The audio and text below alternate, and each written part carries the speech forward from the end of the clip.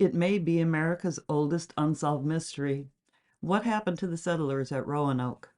Why was the word Croatoan carved in a tree? And how has that word turned into its own mystery over the centuries? Let's dig into this.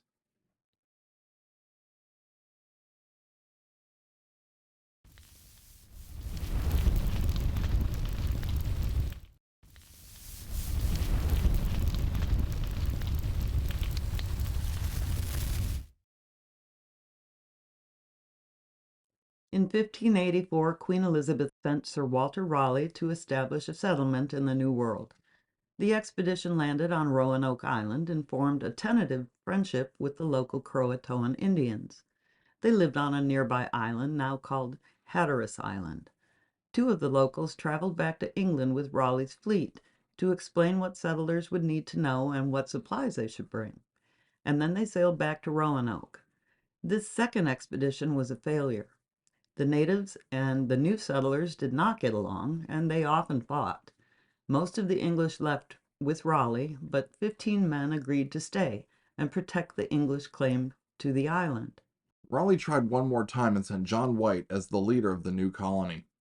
In July of 1587, 115 men, women, and children, including White's pregnant daughter Eleanor, landed at Roanoke. The only sign of the 15 men left behind to protect the fort was a single skeleton. White was able to form a new relationship with some of the Croatoans, but others would not speak to any of the newest settlers.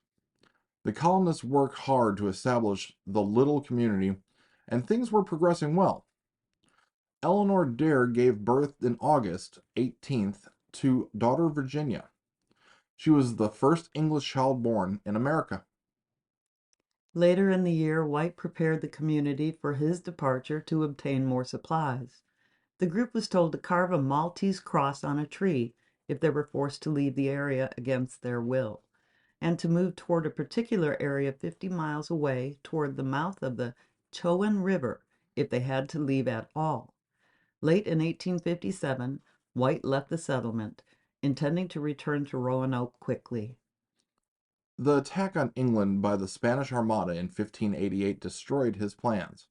With ships scarce due to war, White was not able to return until August 18th, 1590, and everyone was gone. The settlement was dismantled and surrounded by fortifications, not there when White had left. The only clue was the word Croatoan carved in a fence post, and crow carved into a tree. There were no signs of fighting, or that disease had wiped out the settlement. There was no Maltese cross found. Due to bad weather and his crew refusing to stay any longer, White was not able to search thoroughly for the colony. They left the next day. Sir Walter Raleigh himself tried to return to Roanoke in 1602 to try and find answers. Severe storms forced them back to England before they could reach the island. The following year, Bartholomew Gilbert tried to search, but the crew he sent ashore were attacked and killed. The rest went back to England with no answers. So what happened to the community at Roanoke? In the early 1600s, Captain John Smith, a leader of the Jamestown colony and friend of Pocahontas, claimed the Roanoke settlers were murdered by the nearby Powhatan tribe. Chief Powhatan himself told Smith the tribal religious leaders warned the tribe of people were coming to destroy them and take over their land. It was feared the Roanoke colonists were these people. The settlers were slaughtered to protect the Powhatan tribe. Powhatan showed Smith items he claimed were from Roanoke. William Strachey, a well-known English writer of the time who lived at Jamestown, also told this account in one of his books. He reported he saw 7 settlers who got away, 4 men, 2 boys, and a young girl, but they were captured and held by another tribe. This was the accepted version of what happened to Roanoke until the early 20th century. In the 1600s and early 1700s, there were stories and documented sightings of light-skinned, gray-eyed Europeans living among Native American tribes from several sources. In 1696, French explorers told of meeting blonde-haired, blue-eyed tribe members who said they were descendants of Roanoke settlers. It may be possible that the settlers left a few at a time, or the group split up and joined friendly native tribes in the area, or that they were captured and forced to live with the tribes. Ongoing DNA testing is being used to try and trace the earliest European bloodlines in the area. Maybe one day we'll have the answer. The colonists could also have died from a disease they had no immunity to fight. Some of the tribes in the area reported later that colonists had been fighting between themselves and acting strangely. Some researchers have speculated that a disease that caused people to become delirious could explain this. Others have said the settlers could have tried to kick sick people out of the community to protect the healthy folks. It has also been theorized that starvation could have killed off many or all of the settlers.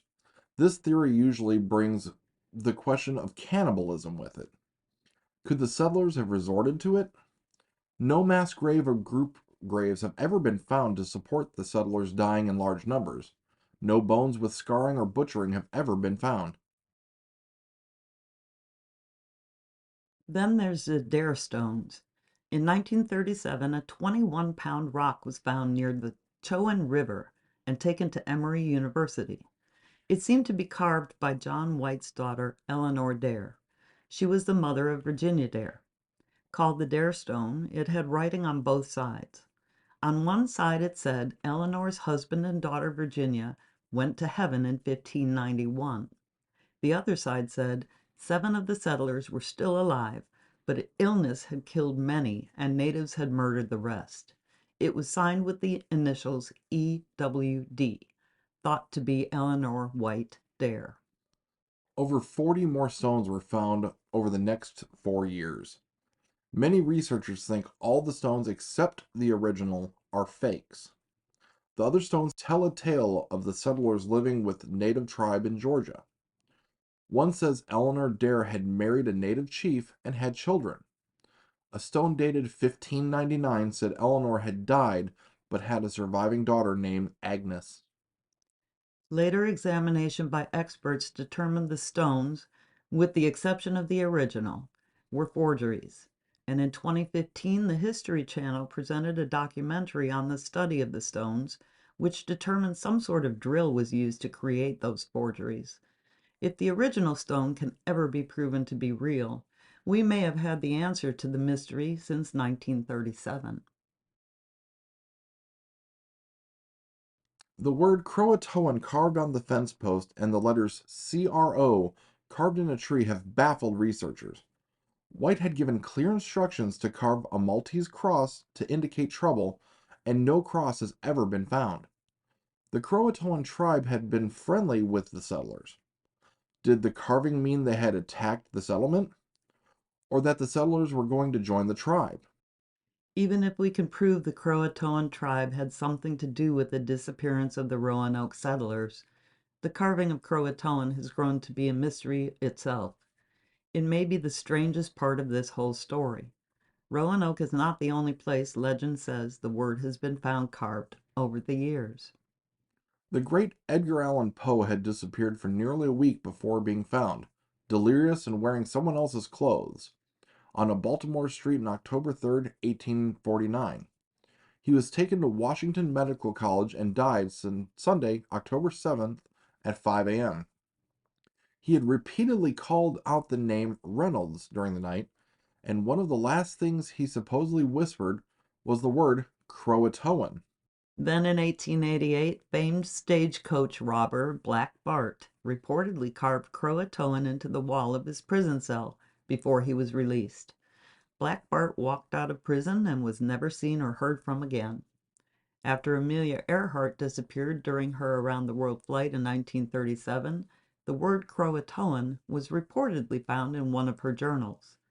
And the last bed that famous writer Ambrose Bierce slept in before he disappeared in 1913 had the word Croatoan carved in the bedpost. The legend of the famous ghost ship Carroll A Deering says she crashed at Cape Hatteras near Croatoan Island in 1921. Official reports state her logbook was missing, but the legend says on the last page of her logbook was the word Croatoan. The captain and crew were never found. Although these later legends can't be proven, they do add to the mystery of the disappearance of the lost colony of Roanoke. We hope you enjoyed this video. Don't forget to like, comment, and subscribe. And we'll see you on the next one.